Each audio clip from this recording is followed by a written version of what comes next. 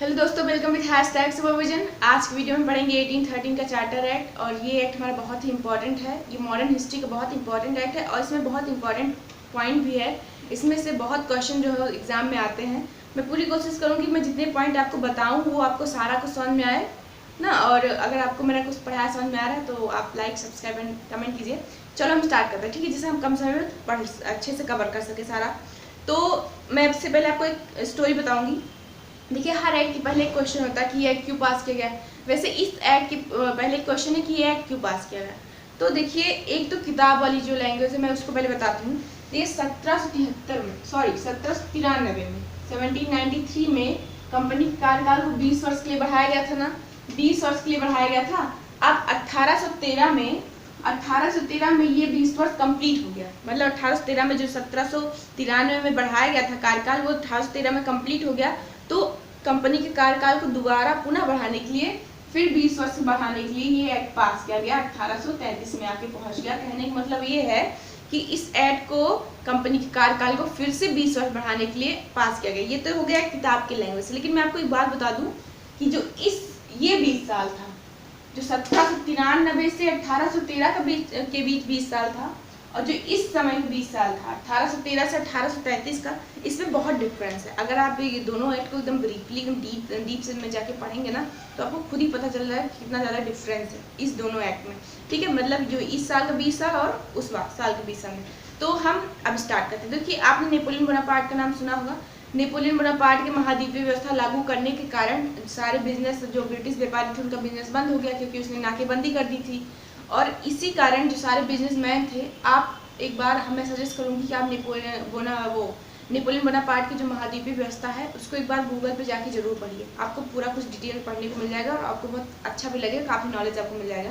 तो Napoleon Bonaparte की महाद्वीपीय व्यवस्था के कारण जो सारे बिजनेसमैन थे ब्रिटिश के, उनकी नज़र फिर ईस्ट इंडिया कंपनी की तरफ गई और उन्होंने जाके अपने सरकार से कहा कि अब ऐसा है कि अब हमें भी भारत में जाके व्यापार करने का अधिकार दिया जाए, क्योंकि अब इधर से बिजनेस बंद हो गया है और आपने ऐसा कुछ नहीं किया तो हम आपके विरोध कर देंगे और आपकी सरकार को हटा देंगे।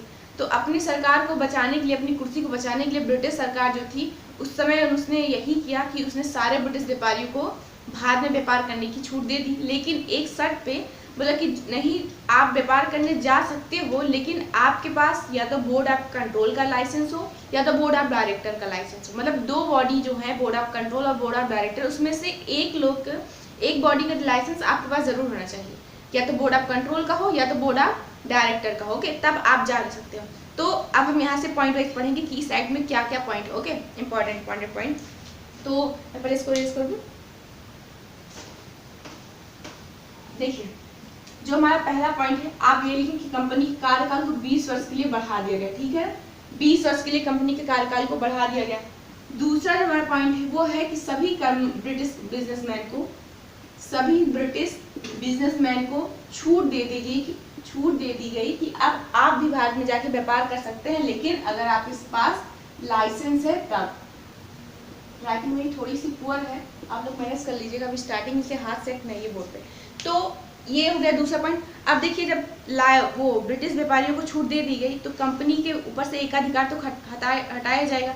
जब तक एकाधिकार नहीं हटाया जाएगा तो जो सारे बिजनेसमैन कैसे बिजनेस करेंगे, क्योंकि भारत में जितना बिजनेस था उस पर ईस्ट इंडिया कंपनी का अधिकार था, उसमें उसकी क्षेत्र शक्ति इतनी बड़ी हो गई थी। तो तीसरे पॉइंट हमारा ये हुआ कि कंपनी के एकाधिकार को, मतलब कंपनी की जो मोनोपोली थी उसको हटा दिया गया। कंपनी की एकाधिकार को खत्म कर दिया गया। एकाधिकार को खत्म कर दिया गया, ठीक है, ये हो गया। तो अब देखिए, जब एकाधिकार को कंपनी के खत्म कर दिया गया तो कंपनी का जो चीफ था, हेड था, वो ब्रिटिश गवर्नमेंट में जा ब्रिटिश सरकार के पास पहुंची, बोला कि देखो, मैंने इतने सालों से मेहनत करके इतनी बड़ी अपनी क्षेत्र बनाया, मतलब इतनी बड़ी मैंने अपने क्षेत्र शक्ति बनाई है, इतने सारे अपने सैनिक इतना लंबा किया, मतलब सैनिक शक्ति इतनी अच्छी बनाई है, और मेरा बिजनेस इतना अच्छा चल रहा है। अब आप उसमें सभी ब्रिटिश वालों को छूट दे देंगे तो हम कैसे अपना बिजनेस मैनेज करेंगे। मतलब इतना बड़ा खर्चा वर्चा जो मेरा वो कैसे निकलेगा, क्योंकि सब लोग आएंगे तो कंपनी में बिजनेस करेंगे नहीं, वो अपना अपना बिजनेस करेंगे, तो हम कैसे हैंडल कर पाएंगे। तो जब ये बात ब्रिटिश गवर्नमेंट में गई, पार्लियामेंट में, तो ब्रिटिश सरकार को ऐसा लगा कि हाँ, ये तो थोड़ा गलत हो रहा है। तो उसने क्या कहा कि अच्छा अब जो आप चीन के साथ व्यापार करते हैं और चाय का जो आपका व्यापार है, चीन के साथ आप जो बिजनेस हो रहा है आपका और जो चाय के साथ बिजनेस हो रहा है, उस पर आपका ही एक अधिकार है, मतलब उस पर आप ही बिजनेस कर सकते हो। चीन के साथ बिजनेस कर सकते हो और चाय का बिजनेस आप ही कर सकते हो, उस पर जो अदर बिजनेसमैन है वो नहीं आ सकते। तो जो नेक्स्ट पॉइंट हमारा है कि ईस्ट इंडिया जो कंपनी थी उसका चीन के साथ जो बिजनेस था और प्लस चाय का जो बिजनेस था उस पर उसी का अधिकार था, उसमें मतलब अदर बिजनेसमैन नहीं आए थे। ठीक है, ये हमारा हो गया 4 पॉइंट हो गया। अब 5 पॉइंट देखो, अब जब सारे ब्रिटिश आ गए भारत में व्यापार करने, सारे क्या आ तो गए ही थे ना, कम से कम आधे तो आ ही गए थे। ईस्ट इंडिया कंपनी पहले से व्यापार कर रही थी, तो वहाँ का जो धर्म संप्रदाय था वो सोचा कि अब हमारे सारे लोग, हमारी सारी जनता भारत ही जा रही, तो हम यहाँ बैठ के क्या करेंगे, हमको भी भारत जाना चाहिए, हमको भी अपने धर्म का प्रचार प्रसार करना चाहिए, शायद हमारी जो ईसाई क्षेत्र शक्ति है वो भी बड़ी हो जाए, उसमें भी ज़्यादा लोग आ जाएं। और कहीं ना कहीं और सरकार को क्या बताई, सरकार को उसने ये कह के मुझे अपने लिए जाने के लिए आज्ञा मांगा कि मेरे सारे लोग तो भारत जा रहे हैं, तो अगर हम उनको धर्म का ज्ञान देने के लिए उनके साथ नहीं जाएंगे तो कहीं ना कहीं अपने धर्म से दूर चले जाएंगे और अपने धर्म को भूल कर हिंदू के धर्म की तरफ आकर्षित हो जाएंगे और हिंदू धर्म में परिवर्तित हो जाएंगे। इसलिए हम भी उनके साथ भारत जाएंगे और जाएंगे विशेष सुविधा के साथ जाएंगे। ठीक है, जाएंगे भी तो विशेष सुविधा के साथ जाएंगे। तो कहने का मतलब ये है कि जो हमारा नेक्स्ट पॉइंट है वो ये है कि इस एक्ट के तहत भारत में पहली बार ईसाई मिशनरियाँ आई। ठीक है, इस एक्ट में पहली बार ईसाई जो मिशनरियाँ थी, ईसाई, सॉरी मैंने गलत लिखा, ईसाई मिशनरियाँ जो थी वो भारत आई। ठीक है, भारत आई और अपने धर्म का प्रचार प्रसार करने लगी। अब जब ईसाई लोग भारत आ गए, अब जैसे अगर आप कोई पंडित है, कोई मुस्लिम है, कोई सिख है, किसी भी धर्म का जो व्यक्ति होता है, अगर वो कहीं अब रहता है तो अपने पूजा पाठ का व्यवस्था तो करेगा है ना। तो ईसाई लोग ने भी जब भारत पहुंच गए तो उन्होंने एक गिरजाघर की मांग की, कहा कि अब हम अपने गॉड को कहाँ पे पूजा करेंगे, अपने गॉड को कहाँ पे रखेंगे, इसलिए मुझे कोई सेपरेट जगह चाहिए जहाँ पे हम अपने गिरजाघर का निर्माण कर सकें। तो इस एक्ट के तहत भारत में पहली बार कलकत्ता में गिरजाघर की स्थापना की गई। कहाँ पे, कलकत्ता में। ये क्वेश्चन बहुत इंपॉर्टेंट क्वेश्चन है। कलकत्ता में गिरजाघर की स्थापना की गई। ठीक है, ये इतना समझ आया। ये अब अभी अगर आप इसको डिटेल में नहीं पढ़ेंगे तो ये क्वेश्चन आ जाएगी कि पहली बार भारत में गिरजाघर की स्थापना किस एक्ट के तहत हुई, तो आप नहीं सही टिक कर पाएंगे ना, 1813 के एक्ट पे। तो ये हमारा कितने पॉइंट हो गए, 6 पॉइंट हो गए। अब हम आगे पढ़ेंगे। देखिए, अब आप इसको ऐसे पढ़िए कि कैसे 20 साल के लिए व्यापार बढ़ा दिया गया, सारे ब्रिटिश व्यापारी भारत आ गए, कंपनी के ऊपर से एक अधिकार हटा दिया गया और ईसाई मिशनरियाँ आ गई, ईसाई मिशनरियाँ आ गई अपने धर्म का प्रचार करने के लिए और गिरजाघर का निर्माण हो गया। अब आता है भारत के बारे में। अब कुछ भारत के बारे में तो होना चाहिए ना इसमें। तो जब कंपनी ने देखा कि अब बिजनेसमैन आ गए हैं, ब्रिटिश के बिजनेसमैन आ गए, तो उनका खर्चा एक्स्ट्रा जो निकालते थे वो कहाँ से निकले, तो उन्होंने क्या किया, भारत में टैक्स लगा दिया। पहली बार भारत में जो टैक्स की व्यवस्था लागू की गई वो इसी एक्ट के तहत लागू की गई। अगर आप ये क्वेश्चन नहीं पढ़ेंगे, ये बहुत इंपॉर्टेंट क्वेश्चन है, जब एग्जाम में बहुत डीप में जाता है तो ये क्वेश्चन सिलेक्ट करता है कि पहली बार टैक्स की व्यवस्था, भारत में टैक्स की व्यवस्था कब लागू की गई, तो 1813 के चार्टर एक्ट में। तो ये हमारा नेक्स्ट पॉइंट है वो ये है कि भारत में पहली बार टैक्स की व्यवस्था की गई। टैक्स की व्यवस्था की गई प्लस इसके साथ एक व्यवस्था और की गई कि जो टैक्स नहीं भरेगा उसको पनिशमेंट भी मिलेगी। क्या मिलेगी, दंड मिलेगा, सजा मिलेगी, उसको पनिशमेंट भी मिलेगी जो टैक्स नहीं भरेगा, ये भी कहा गया।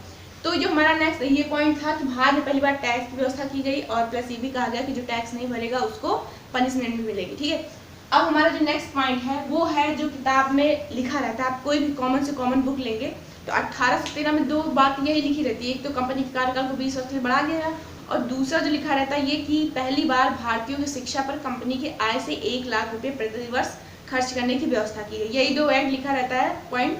आप कोई भी बुक उठा के देख लीजिए वन लाइनर, तो ये 2 लिखेंगे, बाकी चाहे लिखा रहे वो चाहे ना लिखा रहे। तो जो हमारा है ये नेक्स्ट पॉइंट ये क्या है कि पहली बार जो भारतीयों की शिक्षा पर कंपनी की आय से, जो ईस्ट इंडिया कंपनी थी, ईस्ट इंडिया कंपनी के आय से 1 लाख रुपए प्रतिवर्ष खर्च करने के लिए कहा गया। खर्च करने के लिए कहा गया। अब आप इसको सिर्फ शिक्षा पे ही मानेंगे कि 1 लाख रुपया सिर्फ शिक्षा पे ही दिया गया, निरंतर शिक्षा पे, तो ऐसा कुछ नहीं हुआ। इसी 1 लाख में कहा गया भारत में विज्ञान का भी विकास किया जाएगा, भारत में उसके साहित्य का भी विकास किया जाएगा, उसका जितना जो मतलब जितना विकासशील काम है, जो विकास से रिलेटेड, वो इसी 1 लाख में कवर कर लिया जाएगा। शिक्षा हो या विकास, साहित्यिक विकास हो या वैज्ञानिक विकास हो, सब कुछ इसी 1 लाख में होगा। ठीक है, इस एक लाइन का मतलब ये हुआ। अगर अभी आपसे पूछ ले कि पहली बार भारत में विज्ञान के विकास के लिए कब पैसा दिया गया, तो यही एक्ट है, यही लाइन है जो 1813 में लिखा। नहीं तो आप कुछ समझ लो कि 1813 में लिखा शिक्षा पे, तो बस शिक्षा पर, ऐसा कुछ नहीं है। शिक्षा के साथ साहित्यिक विकास और वैज्ञानिक विकास सब पे। ठीक है, जो हमारा 9वां पॉइंट है, आप देखेंगे ये एक्ट जब ईस्ट इंडिया कंपनी थी तो उसने इतना लूट रखा था भारत को कि भारत ऐसे अंदर से खोखला होता चला जा रहा था। अब सारे बिजनेसमैन आ गए, जितना कुछ बचा था उतना वो अब ढोके ले जा रहे थे। तो कहीं ना कहीं भारत का जो उद्योग था वो कहीं ना कहीं बहुत प्रभावित हुआ इस एक्ट से, बहुत ज़्यादा। भारतीय में इसका नेक्स्ट पॉइंट ये है कि भारतीय उद्योग इस एक्ट से, 1813 के एक्ट से बहुत प्रभावित हुआ, बहुत प्रभावित हुआ। ठीक है, अब आप इसको कैसे, जो भारत के जो व्यापार थे, जो खुद से भारत में क्या होता है, जितना व्यापार होता था, डेंटिंग, पेंटिंग, सिलाई, कढ़ाई, बुनाई, कपास का काम, नील खेती, कटाई बुनाई, जितना कुछ होता था, जो भारतीय किसान होते थे सब हाथों से करते थे। शिल्प का कोई कार्य हो, बर्तन बनाने का कोई हो, लोहा लगा, जो जितना था मतलब सब कुछ हाथ से होता था। अब जब बिजनेसमैन आ गए तो कोई बिजनेसमैन वहाँ का कपास खरीद के ले जा रहा है, कोई नील खरीद के, कोई वो क्या कहते हैं मसाला खरीद के ले जा रहा है। मतलब कहीं ना कहीं से सारे बिजनेसमैन भारत पे जुटे थे ढोने में एकदम, और इसीलिए बिजनेस जो भारत का जो कृषि, भारत का जो उद्योग था वो कहीं ना कहीं दब गया और भारत एक सिर्फ कृषि प्रधान देश बन के रह गया। अब भारत, अगर ब्रिटिश में ये भी सुविधा होती कि भारत से अनाज लेके जाते और इंग्लैंड में बोके उगा लेते तो ये भी कर लेते, लेकिन शायद हमको तो ऐसा कुछ नहीं था वहाँ पे, इसलिए अनाज की व्यवस्था कुछ नहीं, खेती उती की व्यवस्था नहीं की गई। बाकी और जितना कुछ था वो सब कुछ दिए गए और भारत को एकदम से दबा दिया, भारत के उद्योग को एकदम से वहीं पे दबा दिया। इसलिए कहा जाता है कि भारत अभी कृषि प्रधान देश बन के रह गया। 50% रह गया, अगर आप और अभी जानकारी अच्छे से पढ़ें तो 50% रह गया, 50% वो भी नहीं है। तो इस एक्ट से कहीं ना कहीं भारत के उद्योग पे बहुत प्रभाव पड़ा। ठीक है, इस एक्ट, अभी ये पूछ ले अभी कि किस एक्ट के द्वारा भारत का जो प्रभाव, भारत का उद्योग था वो बहुत दब गया है, बहुत निम्न स्तर पर पहुंच गया, तो 1813 के चार्टर एक्ट के द्वारा। अब जो हमारा 10वां पॉइंट है, मैंने लिखा है नहीं लिखा, 10वां पॉइंट जो हमारा है वो ये है कि जो भारत में ईस्ट इंडिया कंपनी के जो कर्मचारी होते थे, जो सैनिक लोग होते थे, उनकी ट्रेनिंग के लिए, उनको ट्रेन करने के लिए मद्रास में एक संस्था खोली गई। मैं लिख दे रही हूँ, सैनिक और जो अन्य नागरिक होते थे, मेन नागरिक जो होते थे, नागरिक, इनकी ट्रेनिंग के लिए मद्रास में एक संस्था खोली गई कि अब इस संस्था में जो सैनिक हैं और जो नागरिक हैं, मार्कर गिर गया मेरा, जो सैनिक है, जो नागरिक है, उनको अब ट्रेन किया जाएगा और उनको शिक्षा दिया जाएगा, उनको मानसिक और शारीरिक रूप से अच्छा बनाया जाएगा। तो ये हम आज के वीडियो में सब ये 10 पॉइंट ही पढ़ेंगे इस एक्ट के बारे में। अभी इसमें और पॉइंट होगा, अगर आप इसको जाके नेट पे गूगल पे सर्च करके पढ़ेंगे 3-4 पॉइंट आपको मिल सकते हैं, और बाकी मैंने बता दिया, सारा कुछ कवर कर लिया जितना मैं इंपॉर्टेंट समझती थी। अगर आपको वीडियो अच्छा लगा हो तो आप लाइक कीजिए, शेयर कीजिए, सपोर्ट कीजिए, keep supporting and never stop learning. Thank you.